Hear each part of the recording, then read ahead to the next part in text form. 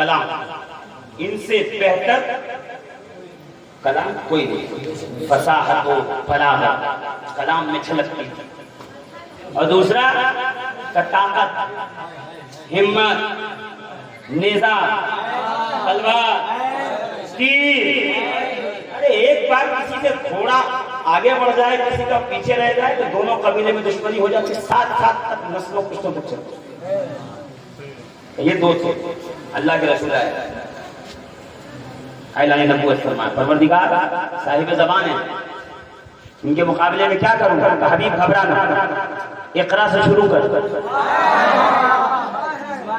ان کی شعر گوئی اور کلام کا جو فخر ہے، اس کے مقابلے میں قرآن دے رہا ہوں، تو قرآن پڑھ کر کے سناتا رہنا، اور انہیں اپنے بازو اور طاقت پہ بڑا گھمنڈ ہے تو تجھے صاحب ذوالفقار حیدر کمال دے رہا ہوں۔ یہ دو معجزے مصطفیٰ کو ملے، ایک ہے قرآن، ایک ہے حیدر کمال۔ نہ قرآن کا کوئی جواب ہے، نہ علی حیدر کمال کا کوئی جواب۔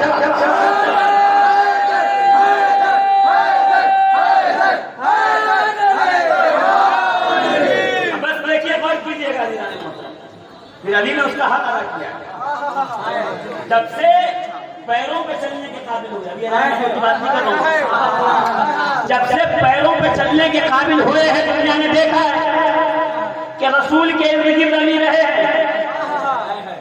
ہاں، مشرکین مکہ کے چھوٹے چھوٹے بچے پتھر لے کے نکلتے تھے، یاد ہوگا، ہمارے معزز علماء بیان کرتے ہیں، مگر وہ یہ بیان کرتے ہیں کہ پتھر مارتے تھے، لہو لہان کرتے تھے، وہ یہ نہیں بیان کرتے ان بچوں کو روکنے کے لیے کوئی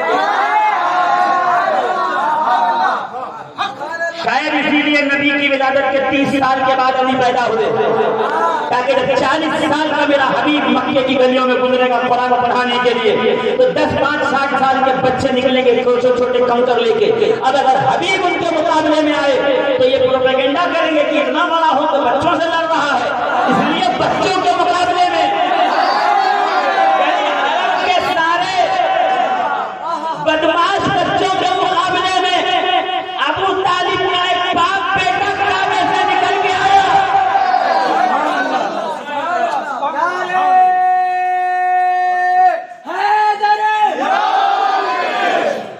اور پھر جو تلوار سنبھالی ہے علی نے، کیا شب ہجرت کا ذکر کروں، میں کیا دعوت رشیدات، ایک بیان، ایک خبر میں ایک محفل کافی ہے۔ رشیدہ کیا ہے، شب ہجرت کیا ہے، نبی نے کس طرح بستر پہ چھوڑا ہے، علی یہاں سوئے ہیں، وہاں عرش پہ شور بچا ہے۔ امام غزالی جیسا اہل سنت کا صوفی محقق کہتا ہے کہ جبریل میکائیل زمین پہ اترے ہیں، ایک نہ ایک علی کے سرہانے، ایک علی کا پیدانے کھڑا ہے، ڈیوٹی لگی ہے، علی سوئے عبادت کرو۔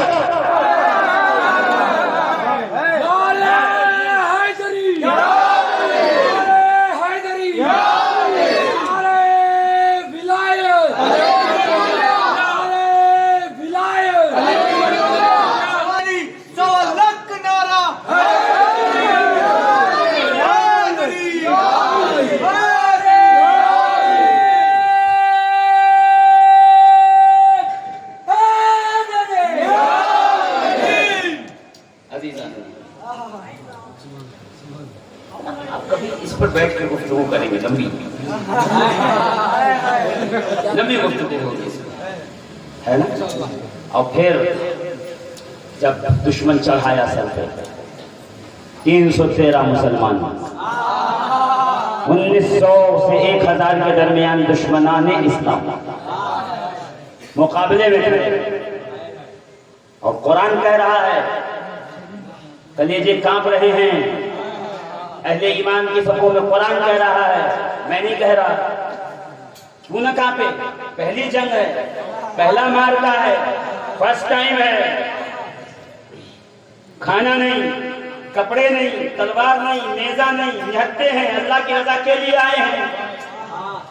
جب اترے ہیں نا، پھر اللہ نے فرشتے بھیجے، یعنی اللہ نے کہہ دیا پہلے تمہیں میدان عمل میں آنا پڑے گا۔ ہاں، گھروں میں بیٹھ کے دعاؤں سے نہیں چلتا، میری بددعا سے کسی کے توپ میں کیڑے نہیں پڑیں گے. یہ ذہن میں رکھ لینا. یہ دنیا عمل ہے عمل بقدر افٹ ہے. جتنا عمل کرے گا اللہ اس کا اتنا تجھے اجر عطا کرے گا. کچھ نہیں کہا کہتے ہیں عزیزان محترم بدر ہوئی پہلی جنگ عظیم. 70 مشرک مارے گئے, 35 اکیلے علی نے مارے. نہیں کریں گے.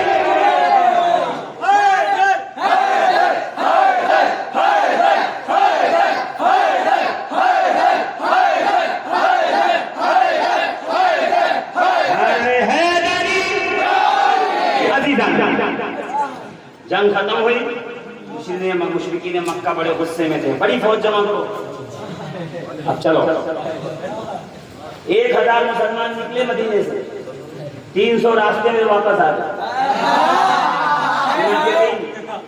قرآن میں ذکر سورہ بقرہ اٹھائیے پہلے ہی 14 آیتوں میں ذکر آ گیا. 300 واپس. ہاں 700 پہنچے میدان میں.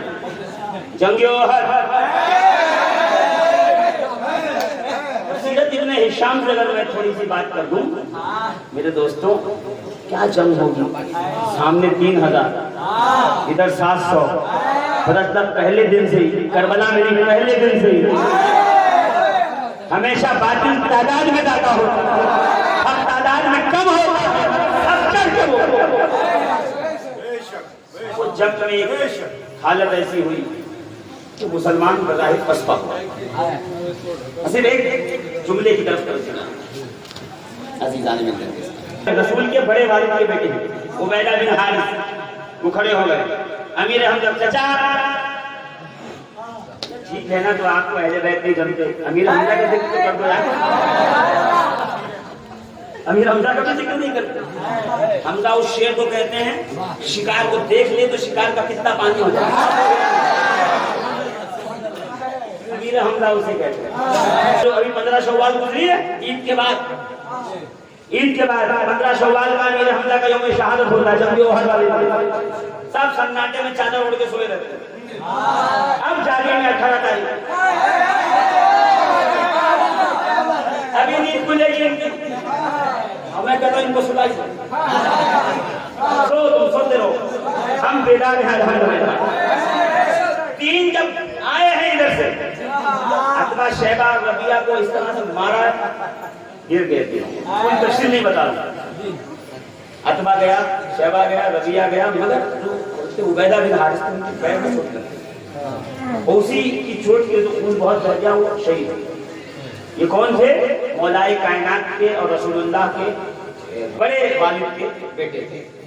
حارث وہ جن کو لے کے عبدالمطلب زمزم کا کنواں کھود رہے تھے.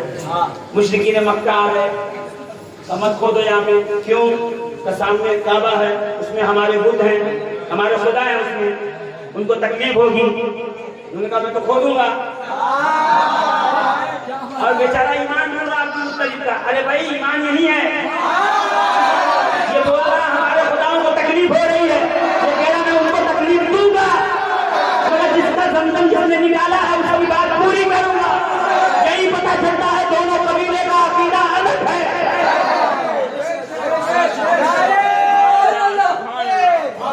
تاریخ گارڈن میں گھومتے ہوئے نہیں پڑھنی, تاریخ ایسے پڑھیے جیسے ایک محقق ایک ڈکٹیٹر پڑھتا ہے, تب جا کر آپ کو اس کی صحیح و جواہرات اور موتی نکلے.